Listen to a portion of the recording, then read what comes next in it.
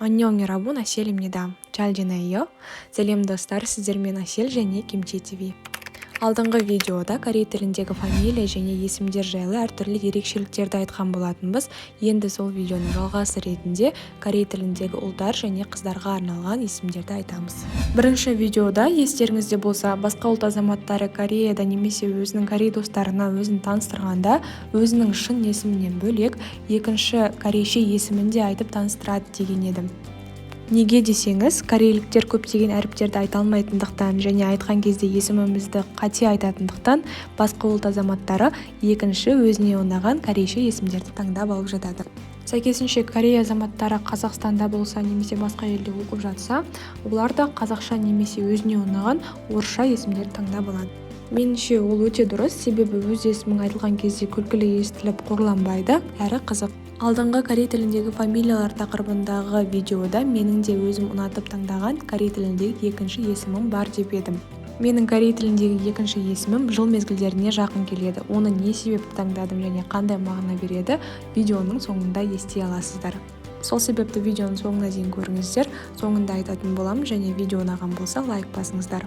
Жыл мезгілдері демекші, қазіргі таңда Кореядағы көктем өте әдемі. Себебі барлық жерде сакура гүлдеп, ағаштар әдемі жайқалып тұр.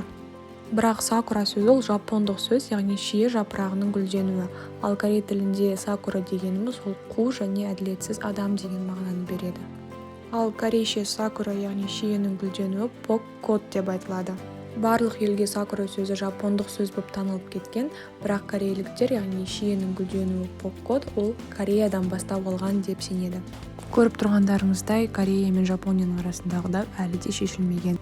Және Кореядағы 2022 жылдағы басты жаңалықтарды естіген боларсыздар, яғни Мун Чжэ Ин президенттің орнына жаңа президент Йон Сок Йол тағайындалды. Жаңа президенттің келуімен жақсы жаңалықтар да көбейді, яғни Корея мен Қазақстанның арасындағы безвизалық режим ашылды. Және 2022 жылы танымал актриса Панг Шын Хэ мен актер Чхве Тэ Чун екеуі бірге отау құрды.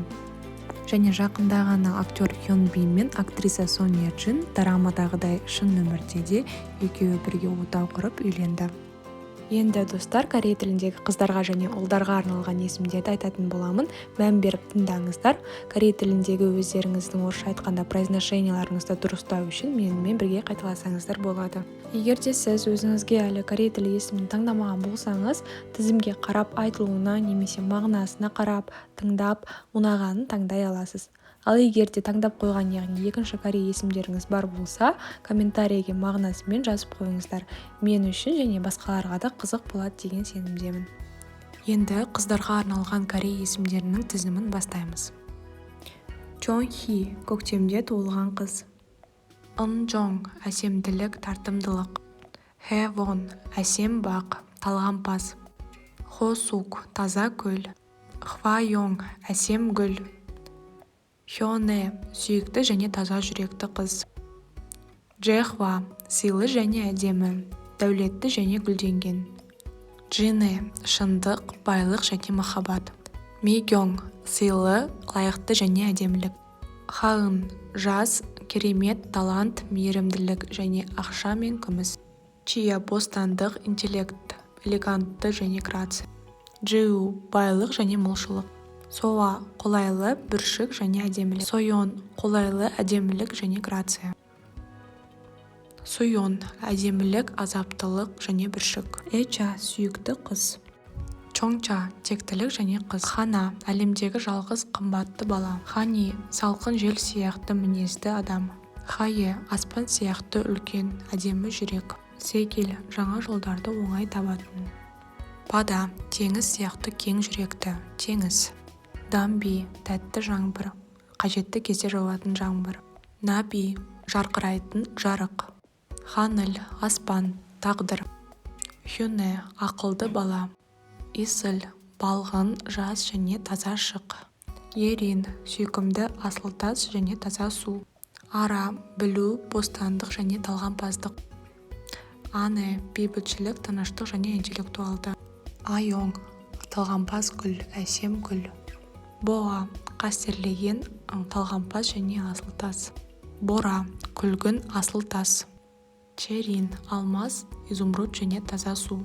Чойон түрлі түсті әдемілік, алмазды су, жапырақ.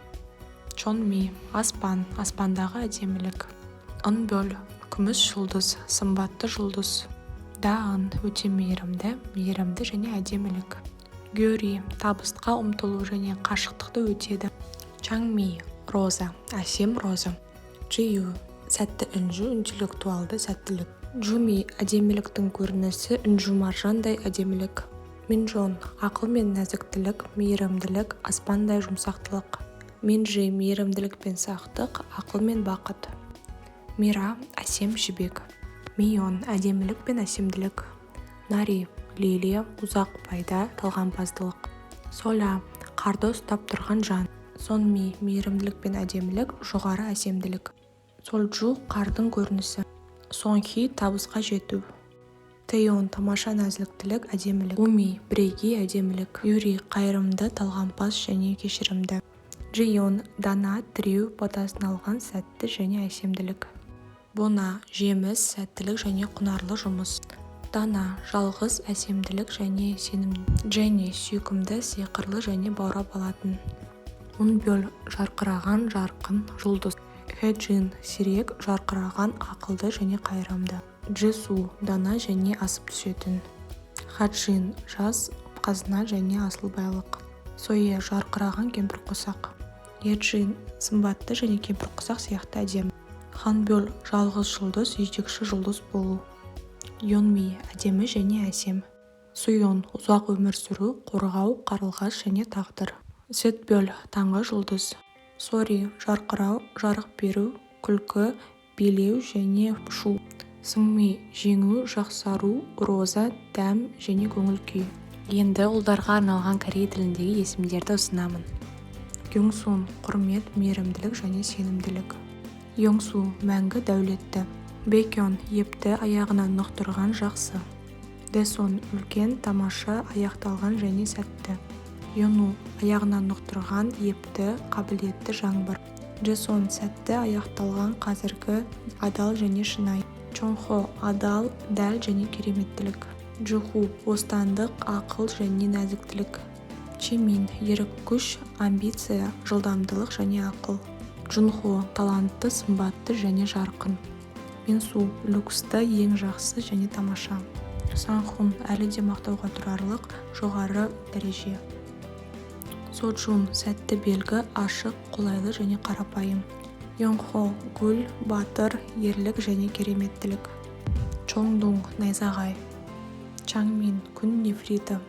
Донджин шығыстың айдаһары. Доңу шығыстың жаңбыры. Каңин мықты және жанашыр. Кибом шекарадан асып түсу, заңдарды құрастыру. Хичаң мықты. Хосок ұлылықтың символы, кереметтілік. Хэсон комета. Джигун белгіленген көшбасшы. Чоңмин мейірім мен еркіндікке толы. Минхо ұлы тигр, интеллектуалды және достық. Минхёк ақылды, жарқыраған, ұлы және достық. Минжун мейірімді ханзада, ақылды және талғампаз. Мьоңсу жарық өзен. Намжун оңтүстік ханзадасы, сымбатты. Тэмин ұлы, жоғарылатылған, сымбатты адам.